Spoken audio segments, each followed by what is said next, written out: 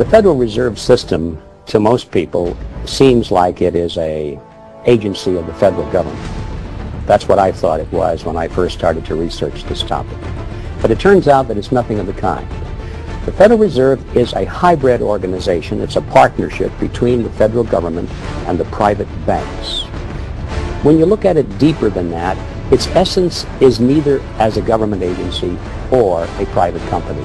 In reality, it is a cartel.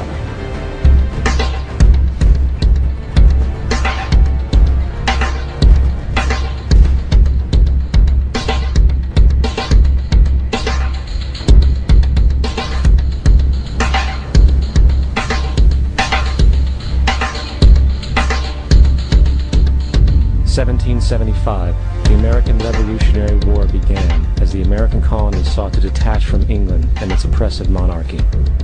Though many reasons are cited for the revolution, one in particular sticks out as the prime cause: that King George III of England outlawed the interest-free, independent currency the colonies were producing and using for themselves, in turn forcing them to borrow money from the Central Bank of England at interest, immediately putting the colonies into debt. And, as Benjamin Franklin later wrote, the refusal of King George III to allow the colonies to operate an honest money system which freed the ordinary man from the clutches of the money manipulators was probably the prime cause of the revolution. In 1783, America won its independence from England. However, its battle against the central bank concept and the corrupt, greed-filled men associated with it had just begun. So what is a central bank? A central bank is an institution that produces the currency of an entire nation. Based on historical precedent, two specific powers are inherent in central banking practice: the control of interest rates and the control of the money supply, or inflation. The central bank does not simply supply a government's economy with money, it loans it to them at interest. Then, through the use of increasing and decreasing the supply of money, the central bank regulates the value of the currency being issued. It is critical to understand that the entire structure of this system can only produce one thing in the long run: debt. It doesn't take a lot of ingenuity to figure this scam out. For every single dollar produced by the central bank is loaned at interest. That means every single dollar produced is actually the dollar plus a certain percent of debt based on that dollar. And since the central bank has the monopoly over the production of the currency for the entire country, and they loan each dollar out with immediate debt attached to it, where does the money to pay for the debt come from? It can only come from the central bank again, which means the central bank has to perpetually increase its money supply to temporarily cover the outstanding debt created, which in turn, since that new money is loaned out at interest as well, creates even more debt. The end result of this system without fail is slavery, for it is impossible for the government and thus the public to ever come out of the self-generating debt. The founding fathers of this country were well aware of this.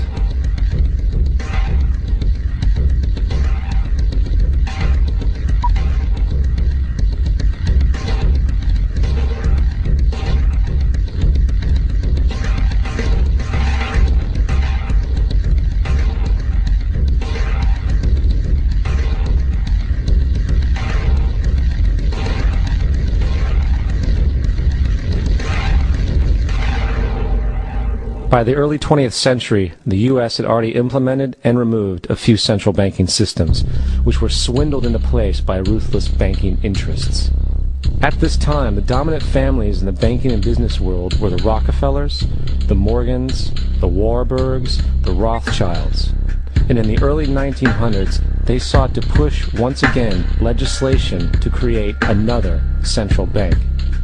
However, they knew the government and public were very weary of such an institution, so they needed to create an incident to affect public opinion. So, J.P. Morgan, publicly considered a financial luminary at the time, exploited his mass influence by publishing rumors that a prominent bank in New York was insolvent or bankrupt. Morgan knew this would cause mass hysteria, which would affect other banks as well. And it did. The public, in fear of losing their deposits, immediately began mass withdrawals. Consequently, the banks were forced to call in their loans, causing the recipients to sell their property, and thus a spiral of bankruptcies, repossessions, and turmoil emerged. Putting the pieces together a few years later, Frederick Allen of Life magazine wrote, "The Morgan interests took advantage to precipitate the panic, guiding it shrewdly as it progressed." Unaware of the fraud, the Panic of 1907 led to a congressional investigation headed by Senator Nelson Aldrich, who had intimate ties to the banking cartels and later became part of the Rockefeller family through marriage. The commission, led by Aldrich, recommended a central bank should be implemented so a panic like 1907 could never happen again. This was the spark the international bankers needed to initiate their plan. In 1910, a secret meeting was held at a J.P. Morgan estate on Jekyll Island off the coast of Georgia. It was there that the central banking bill called the Federal Reserve Act was written. This legislation was written by bankers, not lawmakers. This meeting was so secretive, so concealed from government and public knowledge, that the 10 or so figures who attended were told they could only use their first names in addressing each other. After this bill was constructed, it was then handed over to their political frontman, Senator Nelson Aldrich, to push through Congress. And in 1913, with heavy political sponsorship by the bankers, Woodrow Wilson became president, having already agreed to sign the Federal Reserve Act in exchange for campaign support. And 2 days before Christmas, when most of Congress was at home with their families, the Federal Reserve Act was voted in, and Wilson in turn made it law. Years later, Woodrow Wilson wrote, in regret,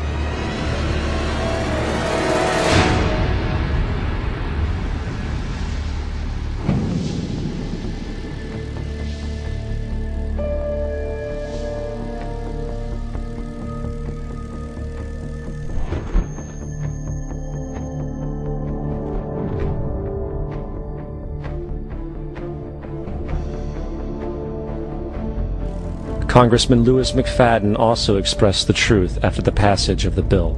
A world banking system was being set up here, a superstate controlled by international bankers, acting together to enslave the world for their own pleasure. The Fed has usurped the government.